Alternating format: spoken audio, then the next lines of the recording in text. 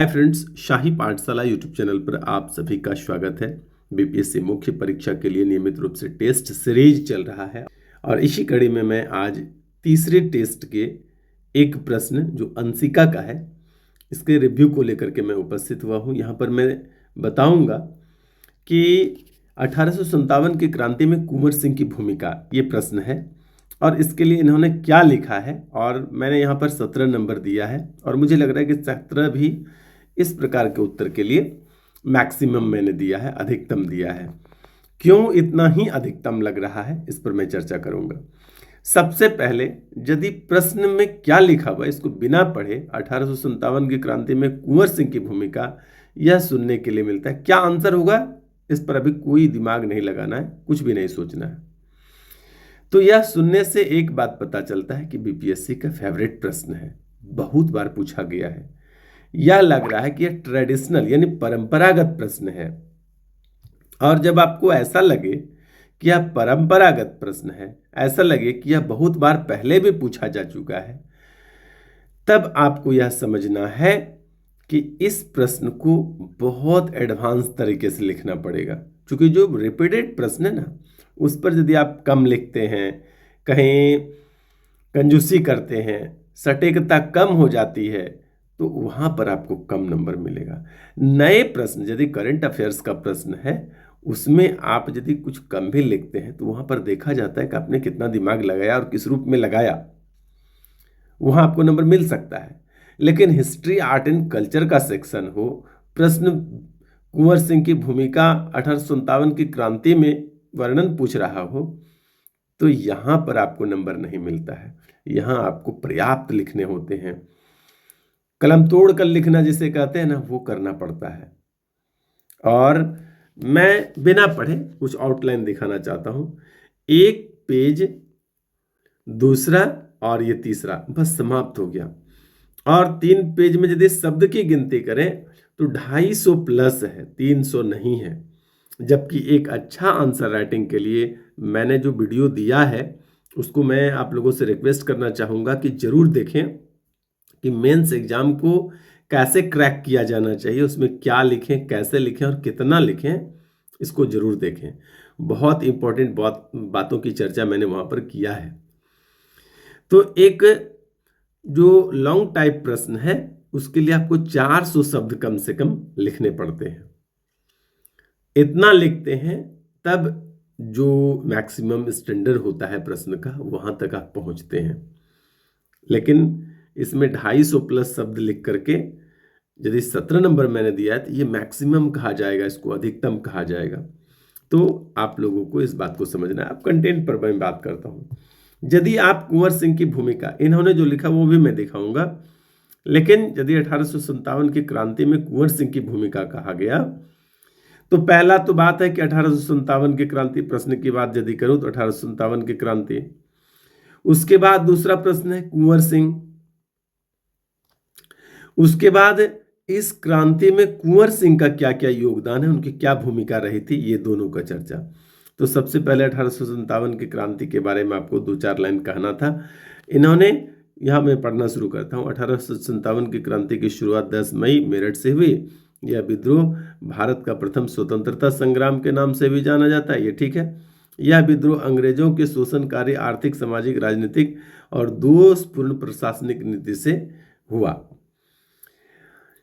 अब यह इस लाइन में मजबूती नहीं है, ऐसा नहीं कि ये गलत है, मैं ये नहीं कह रहा हूं।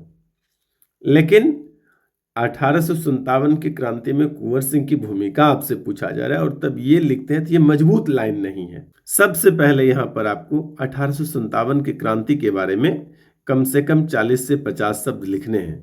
आपने भी लगभग 40 से 50 शब्द लिखे हैं, लेकिन यहां पर 1857 की क्रांति यहां तक लिखे और उसके बाद फिर थोड़ा सा और जोड़ दिए। जबकि सिर्फ 1857 की क्रांति एक साथ पूरे भारत में नहीं हुई थी, यह बिहार में कैसे आया था, इसके थोड़ा सा चर्चा आपको कर लेना था। इसके बाद आगे मैं कहूं कि कुंवर सिंह के बारे में आपको थोड़ा सा दर्शाना था, उनका जीवन परिचय, वो भी 40 से 50 शब्द में। यानी दोनों मिलाकर औसतन 100 शब्द यदि आप पूरा कर देते हैं, 100 शब्द, तो ये अच्छा है। चूंकि 1857 की क्रांति और कुंवर सिंह की भूमिका पूछा है, तो 1857 का क्रांति का परिचय और कुंवर सिंह का परिचय, दोनों जब परिचय हो जाता है। अब ये जो आपने पूछा है, इस बात को 1857 की क्रांति से मतलब है, लेकिन मुख्य प्रश्न है कुंवर सिंह की भूमिका का वर्णन, और इस बात से कुंवर सिंह की भूमिका का बहुत ज़्यादा वर्णन यहाँ पर आपको एक लाइन कुंवर सिंह के बारे में है। तो ये जोड़ सकते हैं एक्स्ट्रा, लेकिन शुरू में ही आपने जोड़ा है, शुरू में ये नहीं दिखाना है। प्रश्न जो पूछा गया है, मैं हमेशा कहता हूँ कि उसी अनुरूप आप उत्तर दें जो प्रश्न पूछा गया है। आप ज़्यादा लिख देंगे तो ज़्यादा नंबर नहीं मिल जाता है। आपको जो पूछा गया है उसी का उत्तर लिखने से ज़्यादा नंबर मिलेगा। मैं बार बार कहता हूं कि आप बीपीएससी मुख्य परीक्षा की तैयारी कर रहे हैं, बीपीएससी मुख्य परीक्षा को देने जा रहे हैं, आप अधिकारी बनने जा रहे हैं। आपको एज ए अधिकारी अपने आप को रिप्रेजेंट करना पड़ेगा, प्रस्तुत करना पड़ेगा। यदि आप मानसिक रूप से, व्यवहारिक रूप से अभी से एक अधिकारी की तरह नहीं हो जाते हैं, तो आप अधिकारी बन पाएंगे या नहीं, इस पर प्रश्न चिन्ह बना रहेगा। मैंने फिर से कहा कि यदि आप मानसिक रूप से, वैचारिक रूप से अभी से एक अधिकारी के रूप में अपने आप को रिप्रेजेंट नहीं करने लगते हैं, तो फिर यह प्रश्न चिन्ह लगा हुआ रह जाएगा। पिछले वीडियो में जिसमें मैंने अभी पीछे भी कहा कि मुख्य परीक्षा की तैयारी कैसे करना चाहिए, क्या लिखना चाहिए, कैसे लिखेंगे आप, कितना लिखेंगे, इसकी मैंने चर्चा की है। वहाँ पर मैंने इस बारे में डिटेल से आपको बताया, उसको जरूर देखिए, उसको भूलिए नहीं, बहुत इंपॉर्टेंट वीडियो है। यहाँ पर इन्होंने लिखा, यह विद्रोह अधिकांश भारत में देखने को मिलता है। बिहार में यह आंदोलन कुंवर सिंह के नेतृत्व में चलाया गया था। चलिए, ये ठीक है कुंवर सिंह के बारे में। यहाँ पर और कुंवर सिंह के बारे में कुछ नहीं। कुंवर सिंह का योगदान क्या क्या है, तो नेतृत्व है, संगठित एकता है, अंग्रेजों से स्वायत्तता है, दीर्घकालिक प्रभाव है। तो ये पॉइंट भी बहुत ज़्यादा मजबूत नहीं लगता है। यदि आपने कुंवर सिंह का परिचय दे दिया, 1857 की क्रांति का संक्षिप्त परिचय दे दिया, तो उसके बाद तीसरे नंबर में यही लिखना था कि बिहार में 1857 की क्रांति का जो विस्तार है वह किस किस रूप में होना प्रारंभ हुआ, और कुंवर सिंह उसमें कब से अपनी भूमिका को अदा करने लगे, और फिर अंग्रेजों से किस प्रकार से उन्होंने लोहा लिया या उनके विरुद्ध किस प्रकार से लड़ाई किया। उन्होंने छापामार युद्ध, गुरिल्ला युद्ध का जो है कि कह सकते हैं कि महारत हासिल था उन्हें। किन से लड़ते हुए उनको गोली लग गई थी, तो इस बारे में आपको बताना था। उसके बाद फिर अंत में निष्कर्ष देकर के समाप्त करना था। तो कम से कम मिनिमम 3 नहीं 4 पेज कम से कम लिखना है। पेज की गिनती के हिसाब से 4 पेज होना चाहिए। अल्पकालिक प्रभाव और दीर्घकालिक प्रभाव, प्रश्न में यह लिखा हुआ रहता है कि प्रभाव का वर्णन करें, इसका स्पष्टीकरण दें, आलोचनात्मक दें। प्रभाव के बारे में कहीं पूछा ही नहीं गया प्रश्न में, और आपने प्रभाव ही लिख दिया है। तो समझना पड़ेगा इस बात को कि प्रश्न का डिमांड क्या है और आप लिख क्या रहे हैं। तो इन बातों को ध्यान में रखना है। उसके बाद दूसरा प्रश्न था रविंद्रनाथ टैगोर। अच्छा, रविंद्रनाथ टैगोर तो मैंने प्रश्न में दिया था, लेकिन रविंद्रनाथ टैगोर में क्या प्रश्न था यह जानना बहुत जरूरी है। तो मैं आपको एक बार प्रश्न पढ़ के सुना।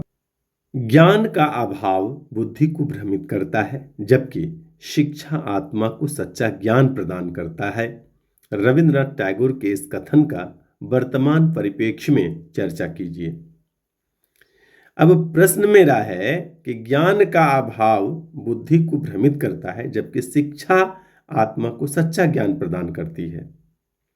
इसको वर्तमान परिप्रेक्ष्य में आपको लिखना है। कठिन प्रश्न है, और आपने क्या किया कि सिर्फ रविंद्रनाथ टैगोर के जीवन परिचय को लिख करके रख दिया। तो 14 नंबर भी आपको मैंने दिया है। तो मैं आपको कि आपने एक अच्छा प्रयास किया है इसके लिए दिया है। प्रश्न का आप उत्तर नहीं दे पाए हैं, तो यहाँ समझना पड़ेगा। रविंद्रनाथ टैगोर के बारे में आपने लिख दिया, उसके बाद नोबेल प्राइज की चर्चा आपने कर दिया, रविंद्रनाथ टैगोर के विचार का चर्चा कर दिया, उसके बाद जो भी है आपने वर्तमान प्रासंगिकता भी दिया, तो जो प्रश्न था उस संबंध में आपने प्रासंगिकता को नहीं प्रस्तुत किया है। मैंने यहाँ पर लिखा भी आपके लिए कि प्रश्न के डिमांड के अकॉर्डिंग आंसर राइटिंग नहीं हुआ है। तो जो भी है, शिक्षा के प्रति विचार, वर्तमान प्रासंगिकता, तो वर्तमान प्रासंगिकता प्रश्न जो था उसके बारे में करना था, लेकिन आपने यहां पर उस प्रसंग में नहीं किया है। आपने कुछ अपने मन में जो भी आया होगा उस तरह से आपने कर दिया। तो इसलिए समझना है कि उत्तर लिखना क्या चाहिए। फिर चौथे प्रश्न में आपको चलता हूं। चौथा प्रश्न है, मैं एक बार प्रश्न पढ़ के सुना देता हूं कि चौथा प्रश्न क्या है। उसके बाद चौथा प्रश्न है, हाल ही में आयोजित ब्रिक्स शिखर सम्मेलन, विशेषकर भारत चीन द्विपक्षीय बैठक के घटनाक्रम का क्षेत्रीय स्थिरता और अंतर्राष्ट्रीय संबंधों पर क्या प्रभाव पड़ेगा। ये सीधे सीधे प्रश्न है जो आप तैयार किए होंगे।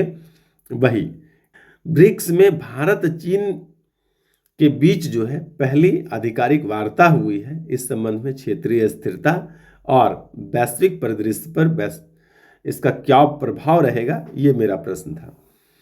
तो आपने इस ब्रिक्स, जबकि मैंने एक रिव्यू में कहा था कि यदि कोई प्रश्न वर्तमान की घटनाओं से रिलेटेड है या उसकी कोई चर्चा वर्तमान में हाल फिलहाल हुई है, तो सबसे पहले चर्चा में क्यों है इसको आपको लिखना चाहिए था।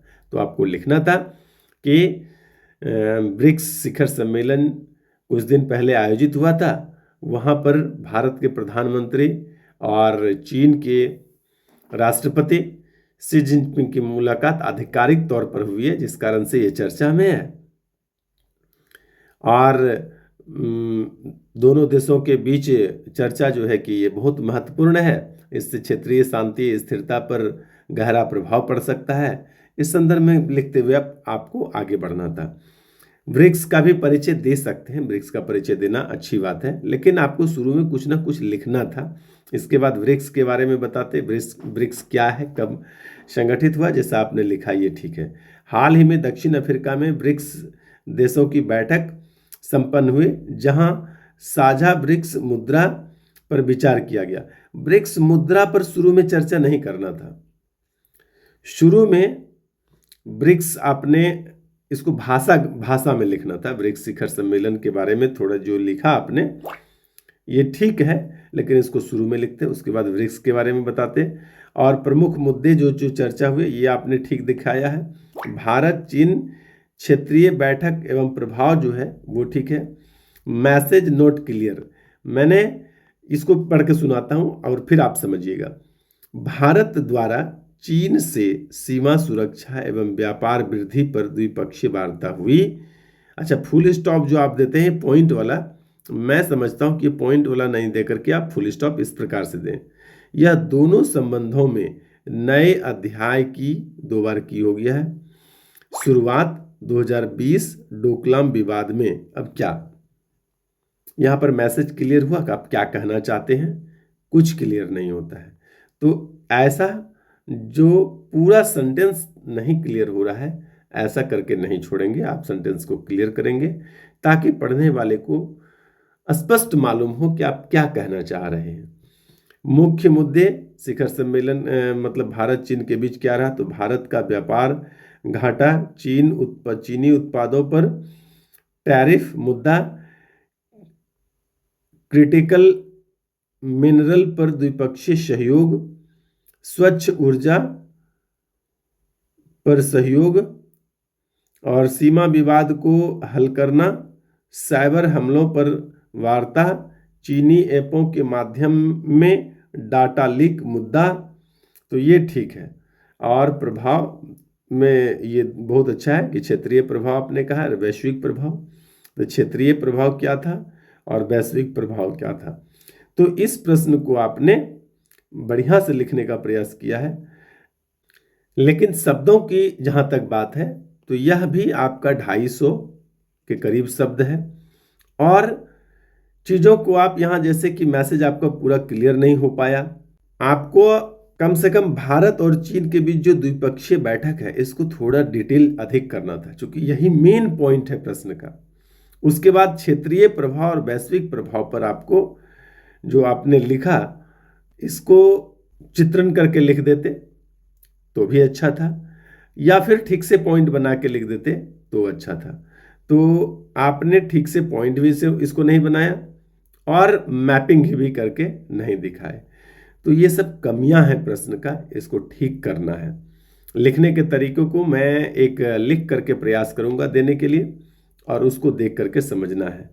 बाकी ये भी आपका ठीक है। हैंडराइटिंग पर थोड़ा सा यदि सुधार संभव है तो कीजिए। पहले की तुलना में कुछ कुछ सुधार आप में दिख रहा है, तो ये करेंगे। अच्छा, लास्ट में प्रभाव को इस रूप में बिल्कुल नहीं दिखाएं।